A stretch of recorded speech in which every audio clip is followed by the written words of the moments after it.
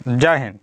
आज के इस वीडियो में हम लोग पढ़ेंगे अम्ल क्षार लवण यानी एसिड बेस साल्ट। तो चलिए, अम्ल क्या होता है यानी एसिड क्या होता है। देखिए, बहुत सारे वैज्ञानिकों ने अपने अपने अनुसार से अम्ल की परिभाषा दी है। जैसा कि आर्हेनियस जो वैज्ञानिक हैं,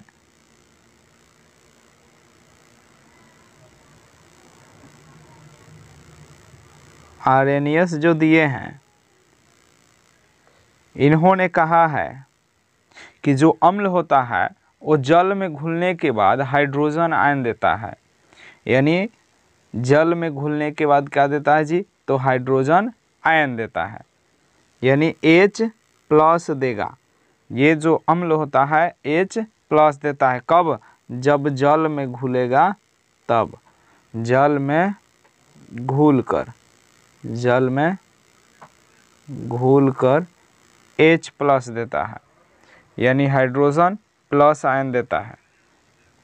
देखिए, बहुत सारे जैसे ब्रास्टेड लॉरी के अनुसार अम्ल जो होते हैं प्रोटॉन प्रदान करते हैं, यानी H+ देते हैं। बात वही हुआ, यानी कि प्रोटॉन पर भी प्लस ही चार्ज होता है। ठीक है। लुईस क्या कहे हैं? लुईस कहे कि अम्ल जो होते हैं इलेक्ट्रॉन की निर्जर जोड़ी ग्रहण करते हैं, यानी कि ये इलेक्ट्रॉन ग्रहण करते हैं कोई भी चीज़, यानी कि इलेक्ट्रॉन ग्रहण करता है, यानी कि ये माइनस को क्या करता है जी, ग्रहण करता है। चलिए आगे है कि अम्ल के स्वाद कैसे होते हैं। देखिए कि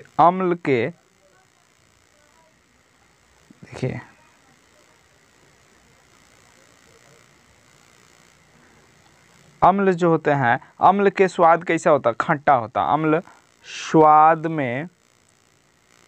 स्वाद कैसा हो जाता है जी अम्ल का? तो खट्टा होता है। देखिए, जितने भी पदार्थ जो खट्टे लगते हैं वो सब का है जी, अम्ल है। ठीक है। जैसे आम हो जाएगा, सेब हो जाएगा, संतरा हो जाएगा, दही हो जाएगा, ये सब क्या है जी, खट्टे पदार्थ हैं। ठीक है। इसका स्वाद खट्टा है और ये सब के सब इसमें अम्लीय पदार्थ पाए जाते हैं। ये सब के सब क्या है जी, अम्लीय हैं। ठीक है। देखिए, जो अम्ल होता है उसका जो pH मान हो जाता है 7 से कम होता है। अम्ल का pH मान क्या होता है जी, तो pH वैल्यू क्या होता है जी, तो <7 होता है, यानी <7 होता है, यानी 7 से कम होता है। फिर देखिए, ये जो अम्ल होते हैं ये विद्युत के क्या होते हैं जी, सुचालक होते हैं। ये क्या होते हैं जी, विद्युत के सुचालक होते हैं। अम्ल जो होते हैं विद्युत के सुचालक होते हैं। ठीक है। यानी कि अम्ल से हम विद्युत धारा को प्रवाहित कर सकते हैं। ठीक है। और तीसरा सबसे मेन पॉइंट जो होता है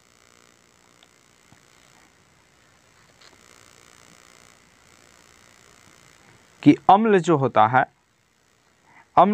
है ये नीले लिटमस पत्र को लाल कर देता है। ये क्या करता है जी, तो नीला से ये लिटमस पत्र को क्या कर देगा, यानी लिटमस पत्र लाल करेगा। क्या करेगा जी, तो ये लाल करेगा। ठीक है। ये नीला लिटमस पत्र अगर हम अम्लीय विलयन में डालेंगे तो उसका रंग कैसा हो जाएगा जी, तो लाल हो जाता है। ठीक है। एक ट्रिक आपको बताते हैं इसको याद करने का। बार बार ये कन्फ्यूज़न हो जाता है कि क्षार जो होता है लाल लिटमस पत्र को नीला कर देता है और अम्ल जो होता है नीले लिटमस पत्र को लाल कर देता है, लेकिन कन्फ्यूजन ये होता है लाल नीला में कन्फ्यूजन हो जाता है और हमारा सवाल भी गलत हो जाता है जो प्रश्न पूछे जाते हैं। चलिए, तो आज के बाद आपको कभी भी दिक्कत नहीं होगा, कभी प्रश्न गलत होगा ही नहीं। ठीक है। चलिए,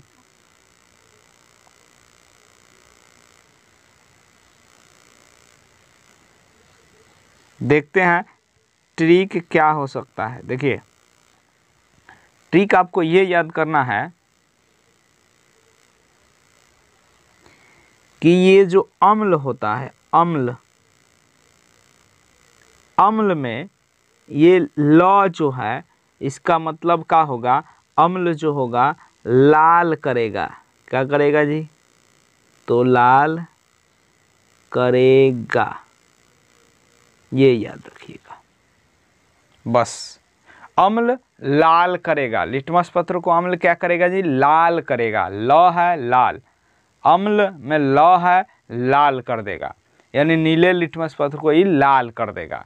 तो अम्ल है, लौ है, लाल करेगा, लौ है, लाल करेगा, अम्ल, लौ है, लाल कर देगा। तो बचा क्या? तो लाल को जो नीला करेगा वो क्षार हो जाएगा। लाल को जो नीला करेगा इसका उल्टा, यानी कि लाल को जो नीला करेगा वो क्या हो जाएगा जी? क्षार हो जाएगा। आई होप कि आपको बढ़िया से समझ में आया होगा। चलिए आगे बढ़ते हैं।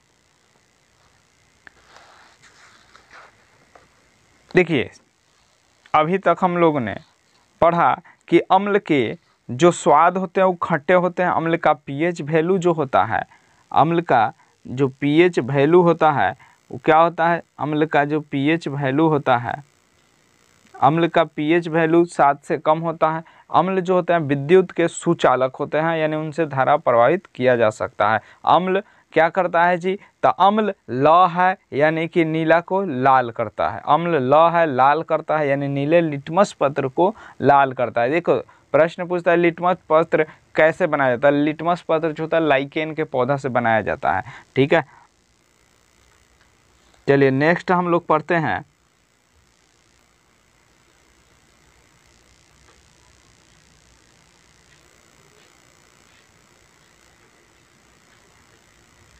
भस्म पढ़ते हैं। नेक्स्ट हम लोग पढ़ते हैं भस्म। देखिए भस्म जो होते हैं, भस्म 2 प्रकार के होते हैं। एक तो जो जल में विलय होते हैं और दूसरा जो जल में अविलय होते हैं। जो जल में विलय होते हैं, जल में जो विलय होते हैं, जल में जो विलय होते हैं उसको हम लोग क्षार कहते हैं। अंग्रेजी में इसको एल्कली कहते हैं। जो जल में विलय होता है उसको क्षार कहते हैं। और एक होता है कि जल में अविलय होता है। विलय का मतलब होता है घुलनशील और अविलय का मतलब होता है अघुलनशील, या जो पानी में नहीं घुलता है। ठीक है, तो इसको हम भस्म ही कहेंगे। ठीक है, तो देखिए यहाँ से आपको एक प्रश्न समझ में आया होगा कि प्रश्न ऐसा भी पूछा जा सकता है कि क्या सभी भस्म क्षार होते हैं? तो जवाब क्या होगा? क्या सभी भस्म क्षार होते हैं? तो जवाब क्या होगा? तो जवाब होगा कि नहीं। क्यों नहीं? क्योंकि जब भस्म जल में घुलेगा तभी उसको क्षार कहेंगे, और जो नहीं घुलेगा उसको क्षार नहीं कहते हैं। फिर दूसरा प्रश्न ये हो सकता है कि क्या सभी क्षार भस्म होते हैं? क्या सभी जो क्षार होते हैं उसको हम भस्म कह सकते हैं? तो जवाब होगा क्या?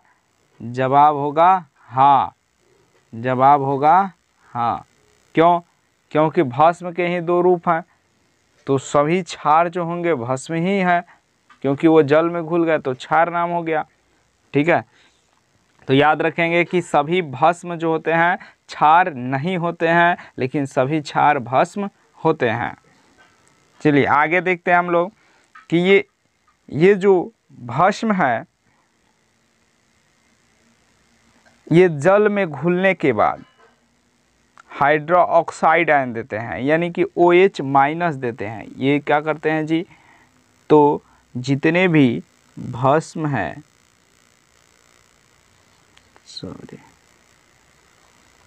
जो भस्म है या क्षार कहिए, जब जल में घुल गया तो क्या हो जाएगा जी? तो क्षार हो जाएगा। ठीक है, तो क्षार जो होंगे जल में घुलने के बाद OH- देते हैं, इसको कहते हैं हाइड्रोक्साइड आयन। क्या कहते हैं जी? हाइड्रोक्साइड आयन, इसको कहते हैं हाइड्रो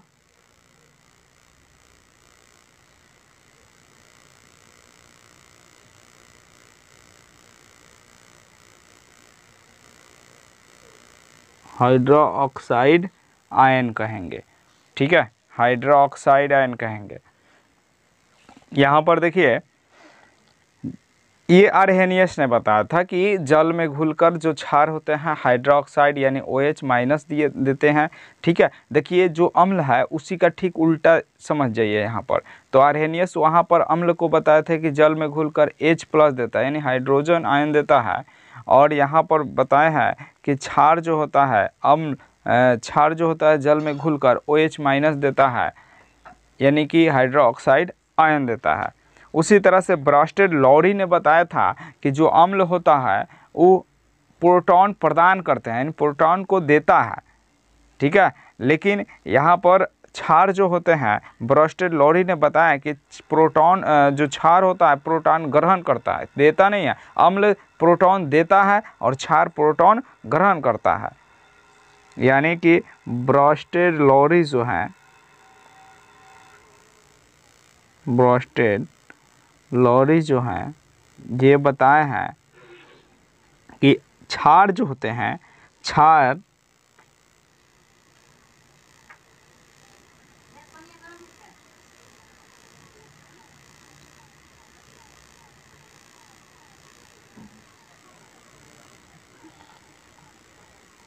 क्षार प्रोटॉन ग्रहण करते हैं,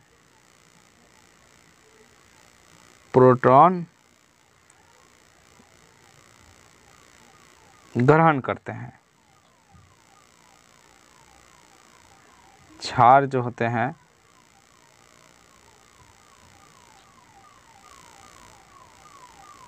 प्रोटॉन ग्रहण करते हैं।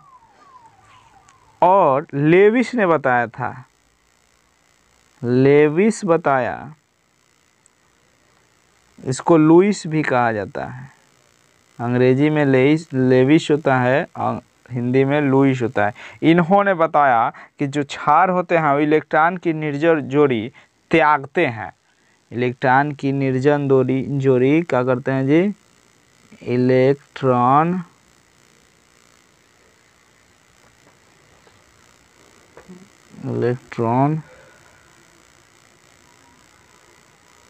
त्यागते हैं, यानी इलेक्ट्रॉन देते हैं और प्रोटॉन ग्रहण करते हैं। याद रखिएगा, जो अम्ल होता है वो प्रोटॉन को त्यागता है और क्षार जो होता है प्रोटॉन को ग्रहण करता है। अम्ल जो होता है इलेक्ट्रॉन को ग्रहण करता है और जो क्षार होता है इलेक्ट्रॉन को त्यागता है। चलिए अब हम लोग कुछ पढ़ेंगे, जैसे कुछ अम्ल हम लोग देखेंगे कि अम्ल के क्या उदाहरण होते हैं। कुछ अम्लों के बारे में पढ़ते हैं। देखिए अम्ल,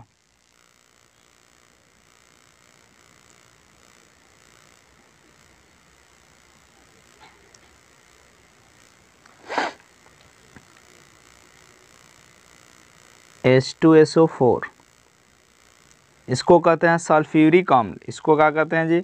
तो ये होता है सल्फ्यूरिक अम्ल।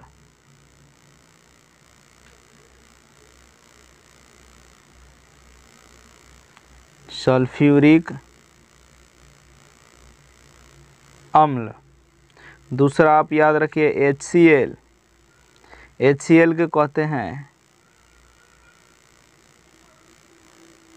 हाइड्रोक्लोरिक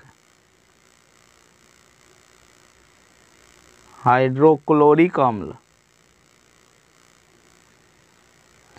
फिर HNO3 यानी ये हो गया नाइट्रिक अम्ल। ये हो गया आपका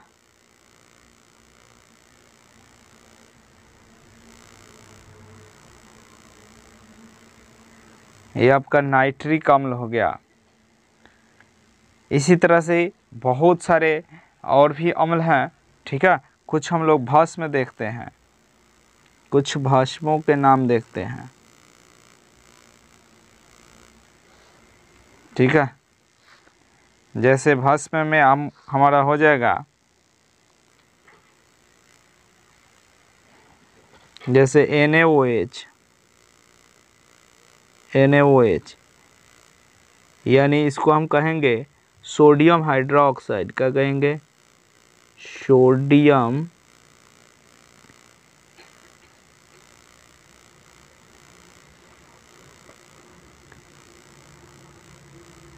हाइड्रोक्साइड,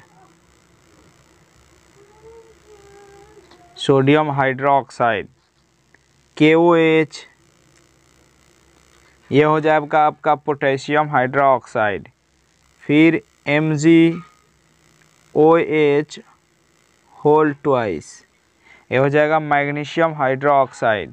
फिर हो सकता है आपका CaOH होल ट्वाइस, ये हो जाएगा कैल्शियम हाइड्रोक्साइड।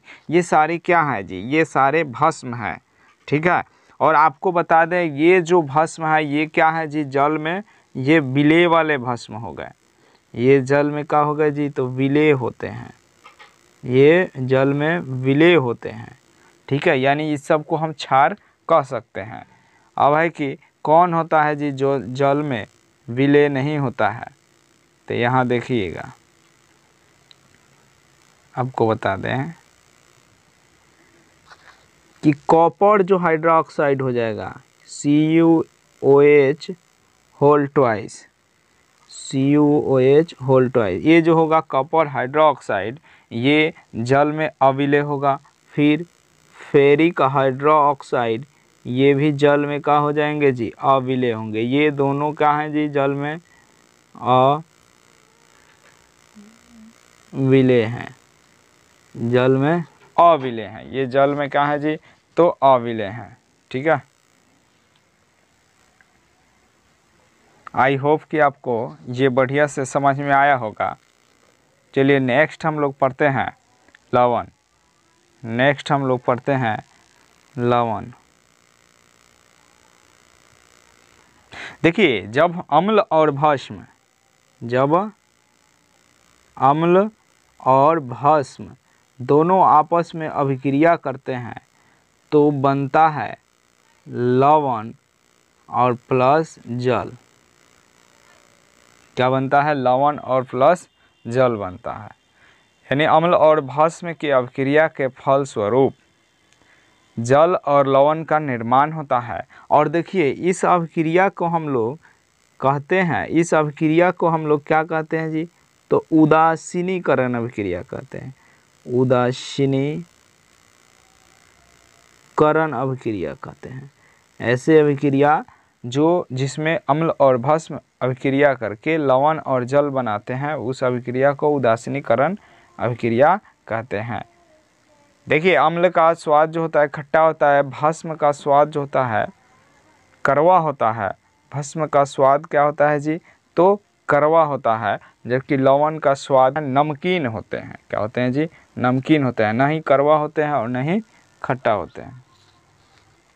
देखिए लवण जो होते हैं ठोस पदार्थ में होते हैं। लवण क्या होते हैं जी? तो लवण ठोस होते हैं। लवण क्या होते हैं? तो लवण ठोस होते हैं। इसका गलनांक और क्वथनांक, गलनांक और क्वथनांक क्या होता है जी? तो ऊंच होता है। गलनांक और क्वथनांक क्या होते हैं? ऊंच होते हैं। ये जल में घुलनशील होते हैं। जैसे आप लोग समझिए कि नमक जो हम लोग खाते हैं, जो सब्जियों में नमक डाला जाता है वो क्या है जी? लवण है और जल में घुल जाता है, ठीक है। तो ये जल में क्या होते हैं जी? लवण घुलनशील होते हैं। और ये जल में विद्युत के क्या होते हैं जी? जलीय विलयन में विद्युत के सुचालक होते हैं। जलीय विलयन इसका क्या होता है जी? विद्युत का सुचालक होता है। चूँकि सुचालक इसलिए होता है क्योंकि ये जो यौगिक बनाते हैं ये यौगिक आयनिक यौगिक होते हैं। ये यौगिक क्या होते हैं जी? आयनिक यौगिक होते हैं। जैसे आपको बता दें कि जैसे मान लीजिए कि NaCl लिख दिए, NaCl। देखिए यहाँ पर सोडियम पर प्लस होता है और क्लोरीन पर माइनस होता है। तो ये जो आयनिक यौगिक हैं इसीलिए ये क्या होते हैं? विद्युत के सुचालक होते हैं। ये क्या होते हैं जी? विद्युत के सुचालक होते हैं। चलिए इस वीडियो में इतना ही।